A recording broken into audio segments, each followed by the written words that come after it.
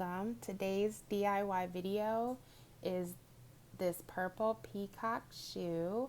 I saw a picture similar to this shoe on Pinterest and I just wanted to see if I could imitate it. Mine doesn't look exactly like the picture that I saw. I added my own little flair and I decided to do a peacock themed shoe because I watch, one of my favorite shows to watch is For Weddings, and a lot of times the weddings are peacock themed, and I just think it's so cute and so beautiful. This was really easy to make.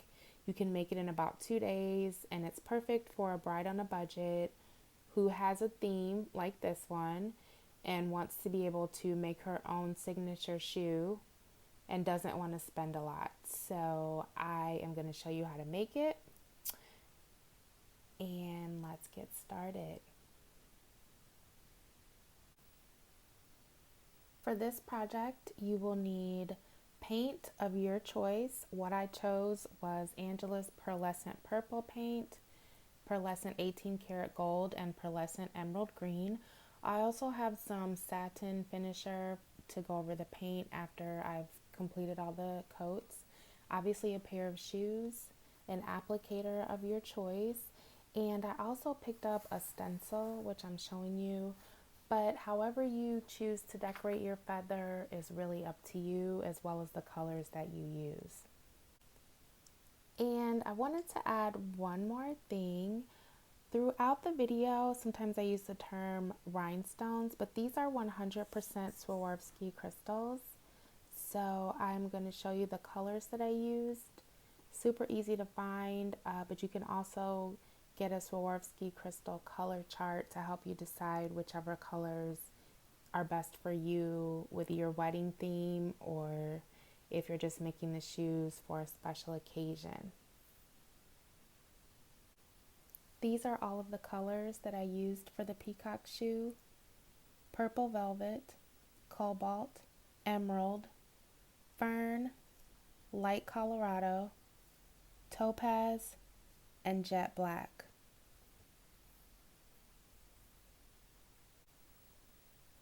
I want my shoe's background to be purple, so I am going to paint this black shoe with the purple paint. I am not going to use a base coat because the shoe is already dark and I don't mind if a little bit of the darkness comes through in the paint. But as I stated earlier, if you wanted a green background, it would be just as easy to paint the shoe green, but I've decided to go with purple. So I'm going to paint this with a couple of coats of purple. I'm going to show you the first coat and then the final coat, and then we'll move on from there. This is the shoe after one coat of paint.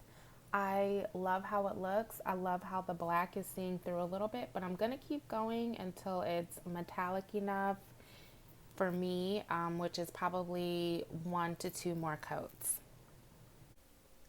This is the shoe after 3 coats. This is going to be the final coat. I love the color. I love the fact that it's metallic-y, and I'm pleased that I did not do a base coat.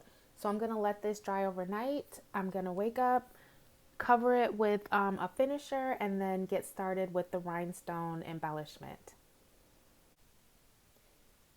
So this is the shoe after it's been painted and covered with the satin finisher. As you can see, it has a gorgeous purple metallic sheen.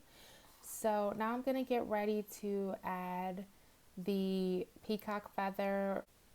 So in order to make the peacock feather, as I showed you before, I used this stencil, and instead of cutting the stencil out of this paper, I kind of used it as a guide, and I ended up making this little tiny heart and this oval. And what I'm going to do is just, if you look at the feather, the inside of it is kind of like a tiny upside down heart, and then the oval kind of has, like, you can kind of see this shape. So I am going to just put the upside down heart where I want it on the shoe, trace around it, and then trace around that with the oval, and I'll show you that in 1 second.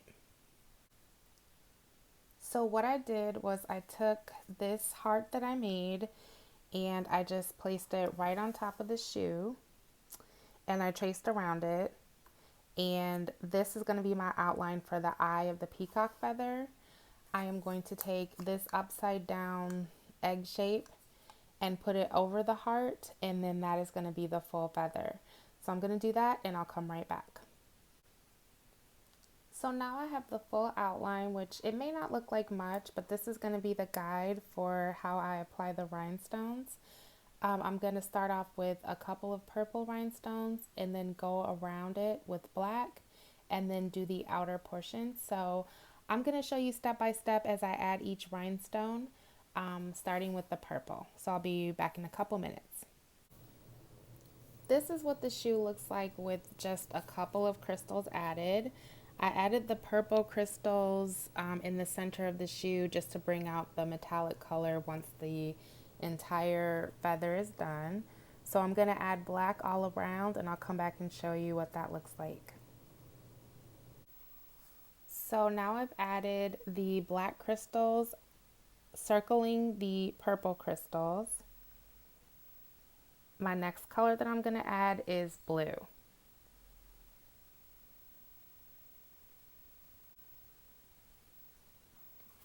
So now I've added a couple of blue crystals, which I kind of think it's kind of hard to see, but hopefully you can see like the little sparkle. They're in there. And I'm going to keep going with a fern green and an emerald green. I've added the green crystals, and you can really see the shoe coming together in the design. I am going to add the light Colorado and topaz crystals, and I will show you the finished product in just a few minutes. This is what the feather looks like with all of the rhinestones added. And I just have to decide if I want to pull this down or paint it. I'm going to show you what I did with the other shoe. So this is the shoe with paint, but I just don't like how that paint looks. So I'm going to go over that with purple. And I'm going to keep working on this design and kind of figure out how I want to pull it out. So I'll come back when it's completely done. So once I painted the shoe, I added crystals to just add a little bit more embellishment to the paint. I alternated between the fern and emerald crystals for the body of the feather. And then along the top, outlining the eye, I used leftover cobalt, emerald, fern, and jet crystals to just accent the feather just a little bit more. And I love how it looks.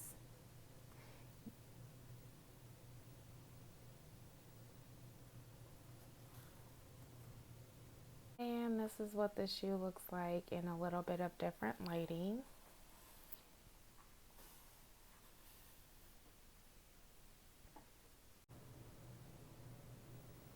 This is the before.